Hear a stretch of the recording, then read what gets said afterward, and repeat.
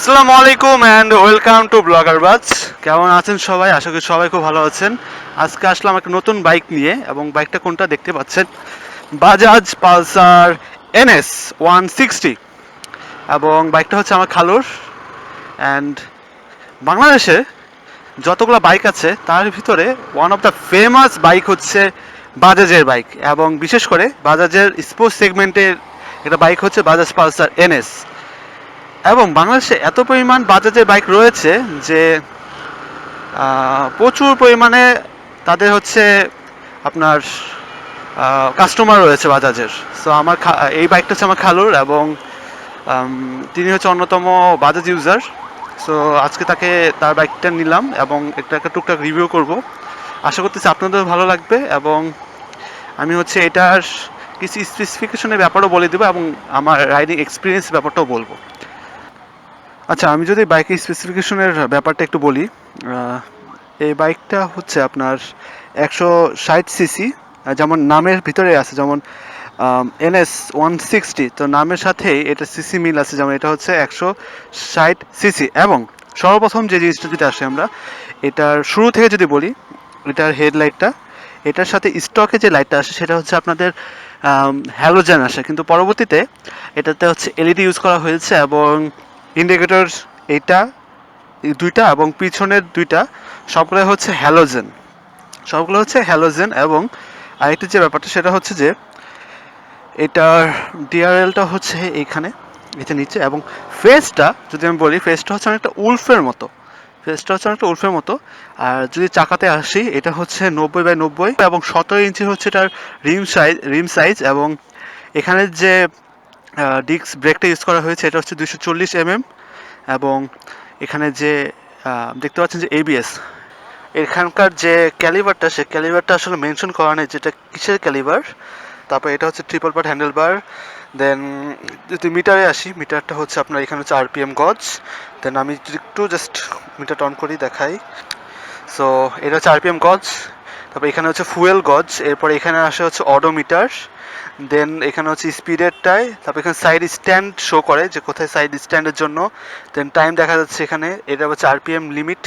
অর্থাৎ RPM limit যদি আপনি সেট করে রাখেন, তাহলে আরপিএমে আপনাকে এখানে তারা নোটিফাই করবে যে আপনাকে আরপিএম লিমিটটা আপনি ক্রস করে ফেলতেছেন। দেন এখানে হচ্ছে ব্যাটারিটা দেখাচ্ছে। এরপর এখানে হচ্ছে আপনার হাই বিম। দেন এখানে হচ্ছে নিউট্রাল। আমি যদি হাই বিমটা একটু এখন তো দেখানো যাবে না, কারণ লাইট বাইকটা স্টার্ট দিয়ে দেখাতে হয়। দেন এই ইঞ্জিনের ক্ষেত্রে একটু আসি। ইঞ্জিনে হচ্ছে আপনার 160 সিসি ইঞ্জিন, এবং এটা ম্যাক্সিমাম পাওয়ার এটা 15.5 PS অ্যাট দ্য রেট 8.5 আরপিএমে। এবং এটার ম্যাক্স টর্ক হচ্ছে আপনার 14.6 newton metre at the rate 6000 RPM. এবং এটা হচ্ছে আপনার সিঙ্গেল সিলিন্ডার 4 স্ট্রোক 4 ভালভের একটা ইঞ্জিন। এই বাজেটের ক্ষেত্রে, এই সেগমেন্টের ক্ষেত্রে দুইটা বাইক আসছে। একটা হচ্ছে আপনার টিভিএস 4V, এবং আরেকটা হচ্ছে আপনার বাজাজ পালসার এনএস। এই দুইটা হচ্ছে আপনার 4 ভালভের ইঞ্জিন আসে। অ্যান্ড এরপরে এটা হচ্ছে আপনার পিছনে রেয়ার ব্রেকের জন্য, এবং পিছনেও ইউজ করা হয়েছে হচ্ছে আপনার 130 mm এর একটা ডিস্ক ব্রেক। এবং অনেকে আছে যারা মনে করে এইটা হচ্ছে আরেকটা আপনার এবিএস এরই, বাট এটা এবিএস এর জন্য না, এটা হচ্ছে আরপিএল। এটা হচ্ছে আপনার আপনি যদি যত হার্ড ব্রেক করেন না কেন, সামনে পিছের চাকাটা যাতে উপরে না উঠে যায় এই জন্য একটা সেন্সর এটা, ঠিক আছে। দেন পিছনে হচ্ছে আপনার আপনার টিপিক্যাল পালসারের ব্যাকলাইট, এলইডি ব্যাকলাইট, সুন্দর একটা গ্র্যাব রেল। অ্যান্ড এটার সাইলেন্সার পাইপটা অনেকে খুঁজতেছেন, হয়তো অনেকে মিস করতেছেন, বাট এই সাইলেন্সার পাইপটা কিন্তু এরকম আন্ডারবেলি। এইটা হচ্ছে আপনার সাইলেন্সারের জন্য, food race, yes, premium. Rare mudguard দিয়ে দেয়, লেডিসের ফুড প্যাকটাও দিয়ে দেয়। এটার ফুয়েলের আপনার যে ট্যাঙ্কটা সেটা হচ্ছে অনেক শার্প, বাট এটাতে আপনার ফুয়েল ধরে হচ্ছে 12 লিটারের ফুয়েল ধরে। এবং এই পেরিমিটার ফ্রেমের জন্যই এটা খুব শার্প, দেখতে খুব শার্প অ্যাঙ্গেলে কিন্তু এই বাইকটা, এবং বাতাসকে খুব সুন্দরভাবে এটা কাট করে যায়। এরপর যদি আমি গ্রাউন্ড ক্লিয়ারেন্সের কথা বলি, এটা হচ্ছে 176 mm এর গ্রাউন্ড ক্লিয়ারেন্স, যেটা আপনার যে কোনো বাংলাদেশের যে কোনো স্পিড ব্রেকের উপর দিয়ে আরামসে চলে যাবে। যার কারণে এইটার কিন্তু সিট হাইটটা একটু বেশি, এবং আপনার মিনিমাম 5 5'6" উপরে যারা আছেন তারা খুব তারা আর কি এই বাইকটাকে হ্যান্ডেল করতে পারবে। এর আগে এর নিচে যারা তারা যে পারবে না তা না, বাট তাদের একটু কষ্ট হবে আর কি। তারপর আচ্ছা, পিসের চাকার ব্যাপারটা বলি নাই। এটা হচ্ছে 120, আপনার 120/80/17 ইঞ্চের রিম, এবং আমার মনে হয় কি বাইকটা 160 সিসির, বাট চাকাটা একটু মোটা দিলে হয়তো ভালো হতো। যদিও টিউবলেস এবং এমআরএফ এর টায়ার, বাট একটু মোটা দিলে আমার মনে হয় বেটার হতো। এবং সাসপেনশন হচ্ছে আপনার নাইট্রক্স মনোশক সাসপেনশন, এবং সামনে হচ্ছে টেলিস্কোপিক সাসপেনশন। দেন এটার হুইল বেস হচ্ছে আপনার 1370, এবং আরেকটা যে ব্যাপার এটা হচ্ছে কিক আছে, যেটা আপনাকে শীতকালে সুবিধা দিবে। আপনার শীতকালে অনেক সময় হয় কি সেলফ নিতে চায় না ব্যাটে বসে থাকার কারণে, তো কিক দিয়ে আপনি স্টার দিতে পারবেন। এবং আপনার স্প্লিট সিট, অর্থাৎ আপনার সিটটা কিন্তু স্প্লিট, এবং এখানে এই সিটটা একটু হার্ড কম্পাউন্ডের, বাট 3 জন বসতে পারবেন। যদিও 3 জন বসা রেকমেন্ডেড মোটেও না, তা বসতে পারবেন, মানে 2 জন আরামসে বসতে পারবেন আর কি, এটা বোঝাচ্ছি। সো এই হলো ওভারঅল ব্যাপার স্যাপার। আচ্ছা, তো বাইকের স্পেসিফিকেশনের ব্যাপারে বলে ফেললাম। এখন হচ্ছে কেমন লাগতেছে রাইডিং করে সেটা বলি। যেমন ভাইব্রেশন হালকা আমি 6000 এসে গেলে হালকা একটু পাচ্ছি, হ্যান্ডেলে ফুটপ্যাকে পাচ্ছি, বাট ওরকম না, মানে আহামরি না যে একদম আপনাকে হাত অনেক বেশি পেন দিবে, এরকম না। আর একটা যে ব্যাপার সেটা হচ্ছে যে সাসপেনশন ফিডব্যাকটা মোটামুটি ভালো।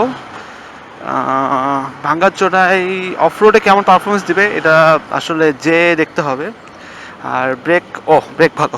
আর বললে এটা হচ্ছে সিঙ্গেল চ্যানেল এবিএস ডুয়েল ডিস্কের সাথে, তো ব্রেকটা বেশ ভালো। ব্রেকটা ধরলেই বোঝা যাচ্ছে ব্রেকটা একটু দেখি। এই তো সুন্দর থেমে গেছে।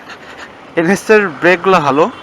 চাকা চিকন হলে অনেকে একটা কথা থাকে যে চাকা চিকন, বাট চাকা চিকন হলে কি এটা ব্রেক যে ভালো, ব্রেক খুব সুন্দর ধরে।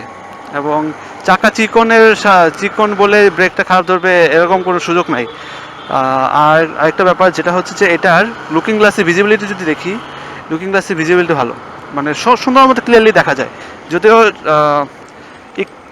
একটু আপনার বাইরে লুকিং গ্লাসটা একটু বড়, কিন্তু ভিজিবিলিটি খুব সুন্দর দেখা যায়। পাওয়ারটা একটু দেখি, সুন্দর।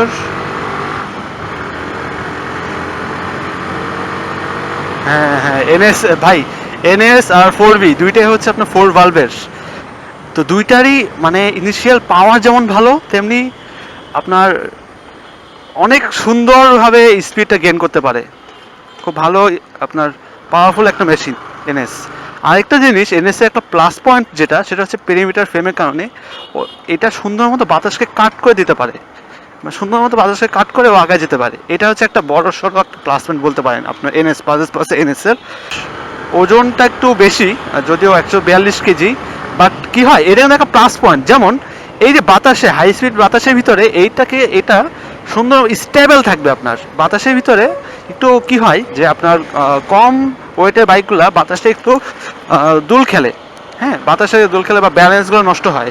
দেন যদি আমি বলি আপনার ইনিশিয়াল থ্রটল রেসপন্সের কথা, তাহলে ইনিশিয়াল থ্রটল রেসপন্সটাও ভালো। আর এর টর্ক যেহেতু বেশি তার কারণে এটার ইনিশিয়াল রেসপন্সটাও বেশি স্বাভাবিক। তারপর এটার আপনার টার্নিং রেডিয়াসটা একটু বেশি, কারণ এটা হুইল বেস যেহেতু বড়। অর্থাৎ আপনি যদি কোনো চিপা চাপা জায়গার ভিতরে ঢোকা বা আপনার যদি বাইকটা ঘোরানোর প্রয়োজন হয় জায়গাটা বেশি লাগবে, যেহেতু এটা হুইল বেসটা বড় এর জন্য। আর